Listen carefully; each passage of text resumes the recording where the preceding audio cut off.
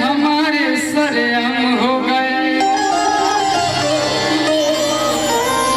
कि डिंपल ने दिल उस बात तोड़ा।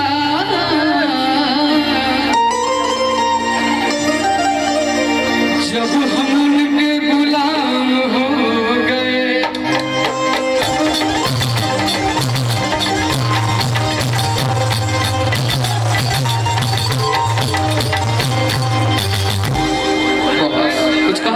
प्यार किया बदनाम हो गए। हाँ प्यार किया बदनाम हो गए। प्यार किया पिटा भी गए। चर्चे हमारे सरेआम हो गए। प्यार किया बदनाम हो गए, चर्चे हमारे सरेआम हो गए।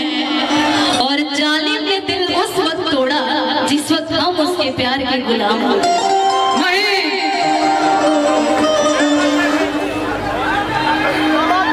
एक कहावत है, नदी का साथ देता हूँ समंदर उठ जाता है, प्यार को निभाने में छोटे का पसीना छूट जाता है। क्योंकि हमको जहाँ तक पता चला है कि मेरे सरदार भैया हिंदी गाना और हिंदी गजल के बहुत शौकीन है। हिंदी गाना सुनते कौन है आपके सरदार भैया, जरा हमें भी दिखा। ना पता चलिए पूरा जितना ईवानी सब बादशाहीगंज के समझे कि विधायक हो गए। अच्छा हाँ, जब जनता के बीच में बैठल बड़े तो यहाँ जितना जनता बनी सब विधायक हुए। यहाँ बनी सामने उजला में। हाँ, वो कभी कभी कहते हैं कि ई जवानिया भइल बतालू और केहू पिए वाला का। लेकिन जानते हैं डिंपल जी, हम आपके चलते मैं आपके लिए एक शब्द बोलना चाहूंगी। आपने हालांकि इतना अच्छा मतलब मेरा तारीफ कब से कर रहे थे कि सावरी सुरतिया अमोहनी मुरतिया बड़ा नीक लागे उनकर अरे मीठी मीठी बतिया मुस्की पे राजा के लोभा गईली कि जैसन सोचले रहे हम ऐसन सखी रे बरपा गईली। जैसन सोचल रहो डिंपल जी रहो ऐसन बरपा गई। तब कहते हैं कि जैसन सोचले रहनी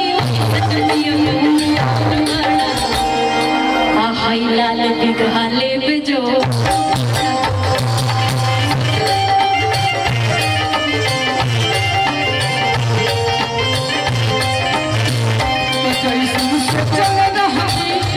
जैसन सोचल रहनी वैसन डिंपल कबाड़ी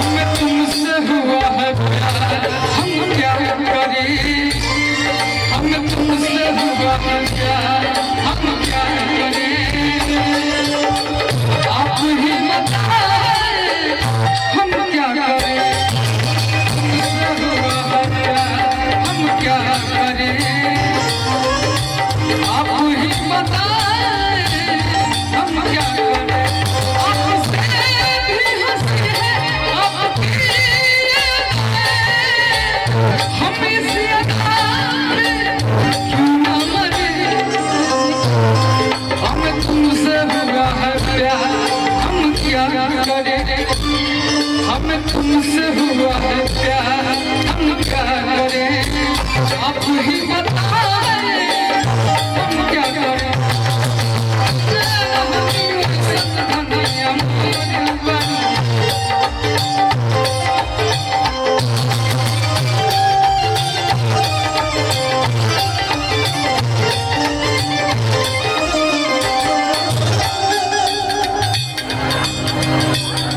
मंच में उपस्थित हमार बहन शिल्पी,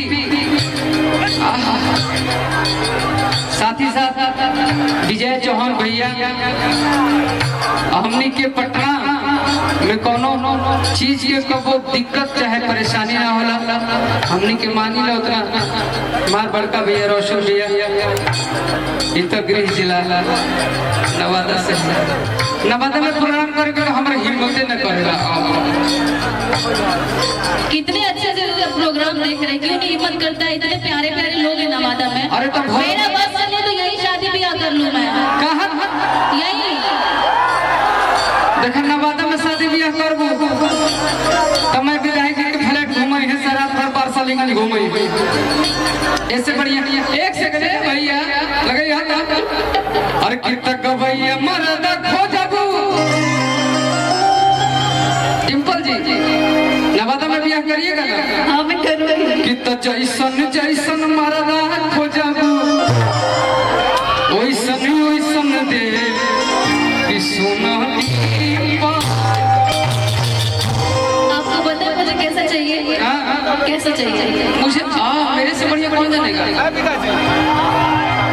मैं सब जानता हूँ, जानता नहीं धरती पे दो गो बाबा बड़े, एगो वहाँ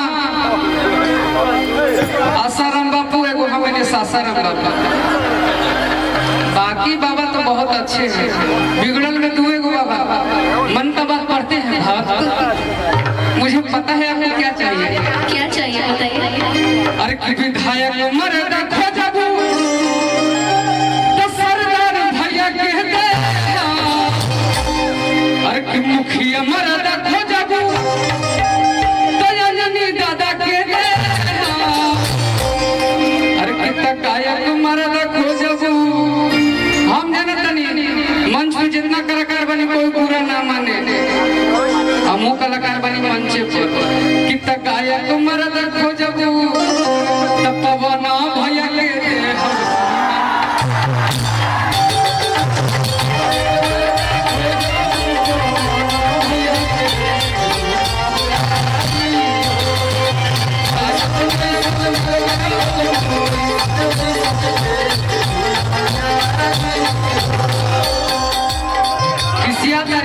लेकिन अंदर अंदर से खुश हुआ हम जानते हैं, हमरा पे खिसिया दारी कुछ भी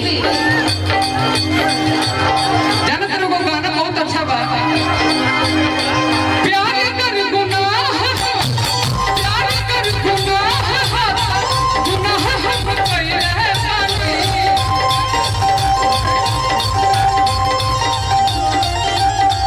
प्यार कर गुनाह, गुनाह तू कइले बानी। अरे दिया जले पार फोटो, अरे करे जबे में धइले,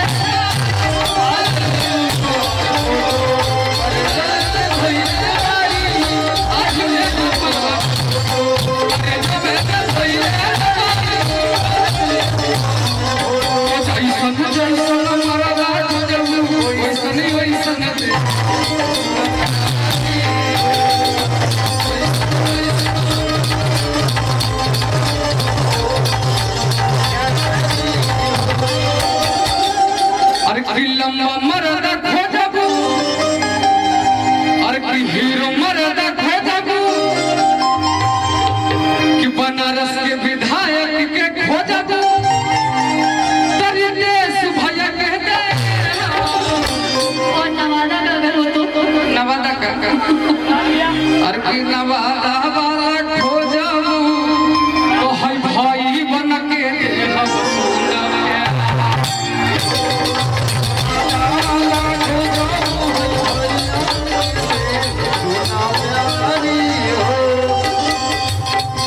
अगर गायक खोजिएगा एक मिलेगा सरदार भैया। बजाने वाला आपको कौन पसंद है, गवैया कि बजवैया? गावे वाला बजवैया। बजवैया। अच्छा बजावे वाला जानू का ढोलक वाला। अच्छा बजवैया खोजो कि ऐसा श्रोता खोजो कलाकार का। वो तो मेरे हैं ही सब। अभी आप लोग का भरोसा नहीं, कभी इस डाल पे कभी उस डाल पे। फंस गई ना जाल में, फंस गई ना जाल में। कभी एक डाल पे रहिए आप लोग, कभी इस कभी उस ऐसे। अरे हमने बानर है डाल डाल थाना चलेला तो क्या एक दिन टूट जाएगा? एक दिन कहते हैं ना वो लटक जाएगा, टूट के गिर जाएंगे नीचे आप लोग। टूटल तो रहने उन्हें फाड़ने नहीं सामने कौन साथे रही तो दोनों में गिरे नीचे। लेकिन आप जो बात कहे ना कि ऐसे लोग ऐसा श्रोता चाहिए। गवैया खोज तू कितना एगो बिक्कू न तो रितेश भैया न तो रोशन भैया न तो विजय भैया। बजवैया खोज छो न तो सात। लेकिन अगर जैसी श्रोता खोज बोलू तू कहलू तो श्रोता ही जितना बड़े एक दिन रहू घर पर भैया 300 साल लगी का तो जई समन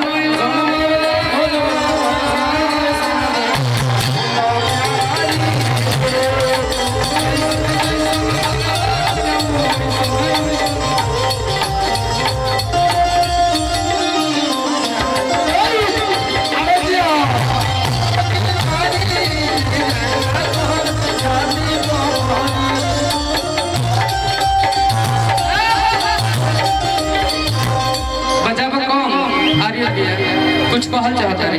डिम्पल जी, डिम्पल जी कबो सिंपल नहीं है, गलत है।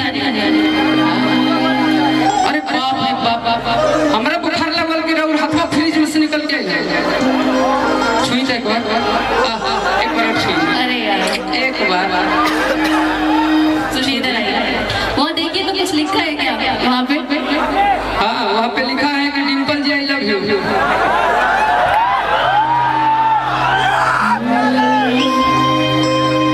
हरी के तीन पासा तीनों का चला रहे, अभी जी के तीनों बहनिया तीनों के तीनों खिलाड़ है। एगो ही ऐसन वैसन बोला बोला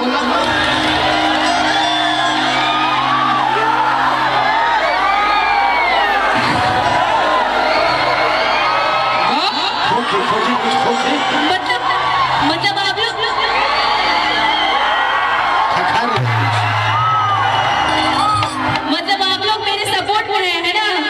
देखा आइए कि छोटकरी या छाटल बोला बोला बोला पूरा बोला सब खत्म करो। देवे पर तैयार है।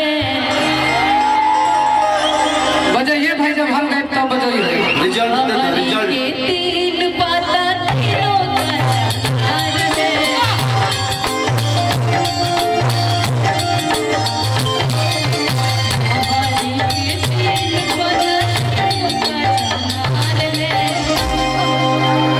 आहई पीकू जी के तीनों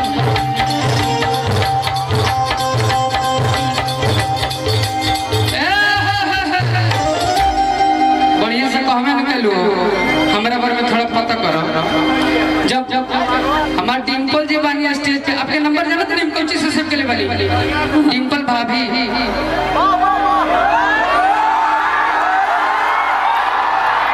और हरी के तीन गो पता तीनों का चनार अभी को तो हर तीन गो भाई पक्का के पक्का खिलाड़ी ही कहलू है ना?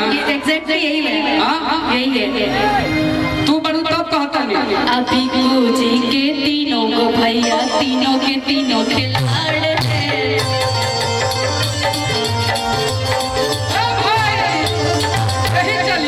कि रहावी के तीन पता अभी के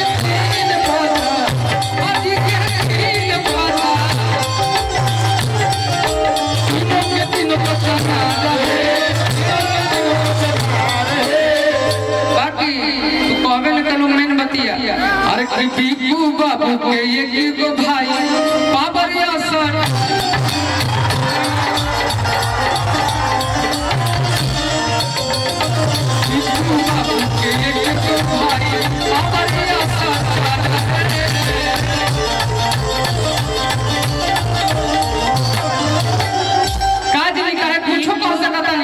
लेकिन जहाँ रहो रहे खाली उनके नाम हमें याद आवेला ऐसे कहता और कोनो बात ना तो कहती बीकू जी के एक गो भाई वो तो पक्का खिलाड़ी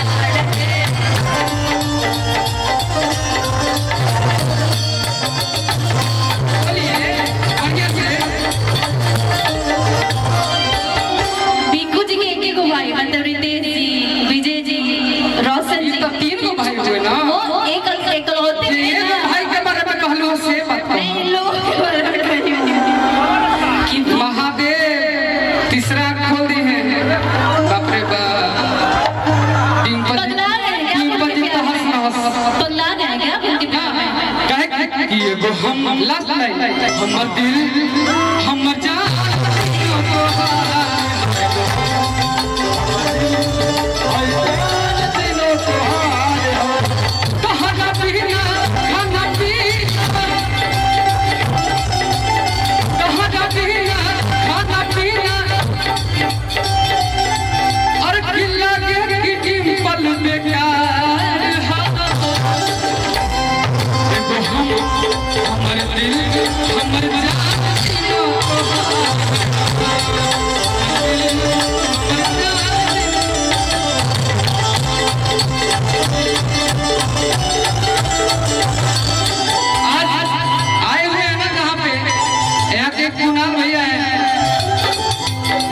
सब कुछ मिले लेकिन पत्नी ऐसी मिली है ना वो कुणाल भैया डिजर्व ना करते हो। बहुत किस्मत वाले होते हैं जिनकी वाइफ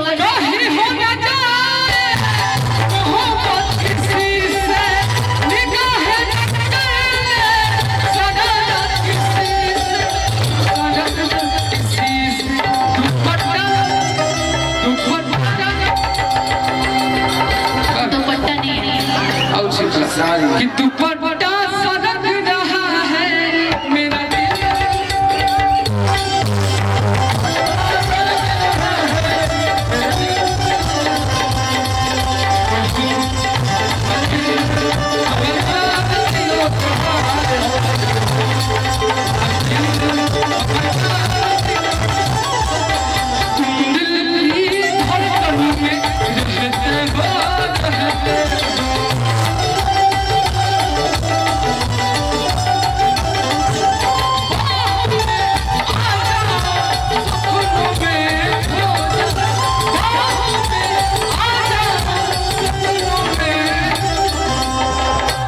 जैसे अपनी डर है वैसे हम नहीं डर है 9 बजे के बाद हमारे से केहू बतियावेला ना रात में कहे कि अब ना किसी से डरना है